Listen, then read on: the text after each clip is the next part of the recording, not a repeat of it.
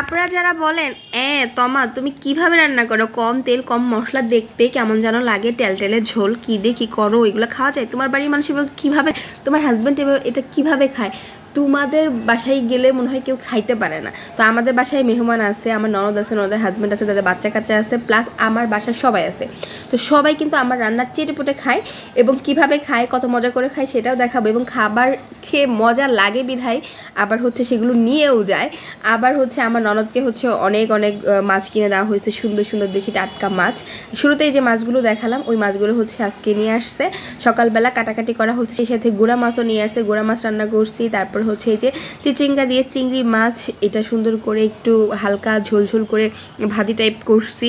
আর যে রিঠা মাছ দেখাইছি এইটা আমি রান্না করছি হচ্ছে একদম তেলে ঝোল দিয়ে আলু দিয়ে। এই দেখেন রিটা মাছ কিন্তু এরকমই থাকে, আর এটা কিন্তু একমাত্র নদীতেই পাওয়া যায়। এই মাছের মাথাগুলো ভীষণ শক্ত, এটা আরও কালো কুচকুচে আসছিল যখন আপনারা প্রথমে দেখছেন, মানে মাছ যখন সকালবেলা দেখাইলাম তাজা মাছটা। এখন কিন্তু এটাকে ঘষে ঘষে তারপরে সাদা করা হয়েছে, সাদা করে তারপর হচ্ছে রান্না করা হচ্ছে। এখানে আমি মশলা সুন্দর করে কষাই নিচ্ছি, হলুদ মরিচ ধনিয়ার গুঁড়া পেঁয়াজ কাঁচামরিচ আদা রসুন বাটা সব কিছু দিয়ে মশলা কষিয়ে সেখানে হচ্ছে এই যে মাছ কষাই নিচ্ছি।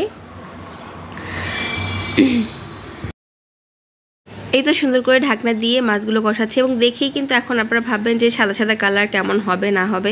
আমি কিন্তু কাঁচামরিচের ঝাল খাই, কাঁচামরিচ কিন্তু অনেকগুলা দিছি এখানে, হ্যাঁ, কিন্তু মানে শুকনো মরিচের পরিমাণ কম দিছি কারণ এটা স্বাস্থ্যের জন্য ভালো না।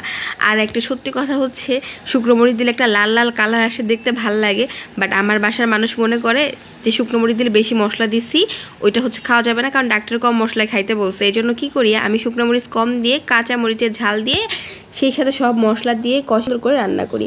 তো যাই হোক, মাছটা কষানোর পর এখানে হচ্ছে আলু দিলাম, ছোটো ছোটো আলু, এটা সেদ্ধ করে ছিলে তারপর হচ্ছে সেই আলুটা দিয়ে সুন্দর করে এই যে এখন আবার মাছের সাথে কিছুক্ষণ কষায় নিব, তারপরে হচ্ছে ঝোল দিয়ে জাল করব। হ্যাঁ, আর আপনারা যারা নদীর রিঠা মাছ খান নাই তারা খেয়ে দেখবেন, এই মাছটা ভীষণ সুস্বাদু। আর যারা চিনেন না তারা ভিডিওর শুরুর অংশ দেখবেন যে মাছটা একদম তাজা এবং তাজা অবস্থায় কেমন ছিল। ঠিক আছে, তো যাই হোক, এই মাছটা খেয়ে এত মজা পাইছে, মানে এই মাছের ঝোলটা খেয়ে আমার ননদ তারপরে বাসা যত মেহমান ছিল সবাই অনেক মজা পাইছে। তো যাওয়ার বাবা হচ্ছে জেলেকে আবার বলে যে এই মাছ কোথায় পাও, কোথায় আছে, আবার ধরে নিয়ে আসো। তো তারপর হচ্ছে এই মাছ কিন্তু আমাদের আবারও অনেকগুলা এই মাছ দিয়ে যায়, মানে সকালে যেটা দেখাইছি তার চাইতে আরও ডাবল মাছ হচ্ছে আমাদেরকে জেলেরা দিয়ে যায়।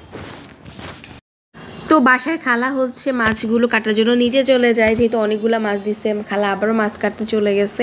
আর এদিকে যেহেতু আমি রান্না করতেছিলাম, আমার এই যে কাটাকাটিগুলো এগুলো কিন্তু আমার ননদ আমাকে করে দিচ্ছে। আমি রান্না করলে আমাকে সবাই হেল্প করে। অনেকেই ভাবে কি যে আমি ভিডিও করি তার মানে হচ্ছে আমিই সব কাজ করি, না, আমাকে বাসার সবাই কাজে হেল্প করে, যে যখন যেভাবে পারে।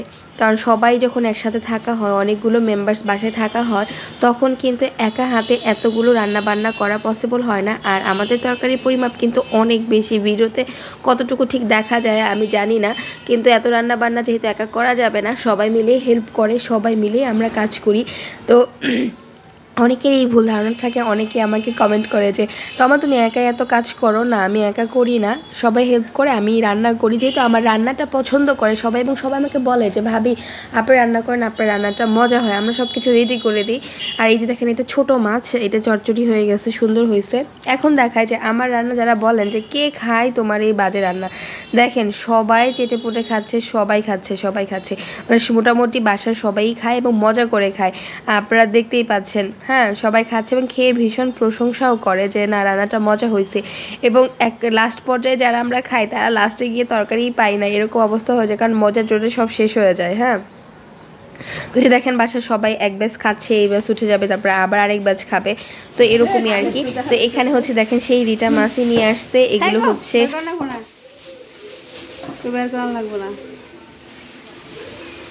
দেখেন গো, দেখেন ননদ সব নিয়ে যেতেছে গা, সব নিয়ে যেতেছে গা, মাছ সব, ওই যে মাছ আর ঢাকাতে যেহেতু এই মাছ পাওয়া যায় না, নদীর ফ্রেশ রিঠা মাছ, এই জন্য হচ্ছে আপাকে দিয়ে দিচ্ছি আমরা। তো আপা যখন মাছগুলো পড়তেছিল তখন বললো যে ভাবি ভিডিও করেন, বলেন যে ননদে মাছ নিতেছে, দেখান এতগুলো মাছ নিতেছি। তো মাছগুলো খেয়ে এতই মজা লাগছে যে ননদ নিয়ে যাচ্ছে। তা আমি অনেক কিছু বলে বলে মজা করতেছিলাম এবং আপাই বলতেছিল ভিডিও করার জন্য। সে মাছ পলিতে ভরে ফেলছিল, আবার সেগুলো ঢেলে বলতেছে যে ভিডিও করেন এখন। পলিথিন ভরা মাছ আছে। তো যাই হোক, তো আপা হচ্ছে এই মাছগুলো নিয়ে যাবে, বিকেলবেলা আপা চলে যাবে। তো আশা করি আমার আজকের ভিডিওটা ভালো লাগছে।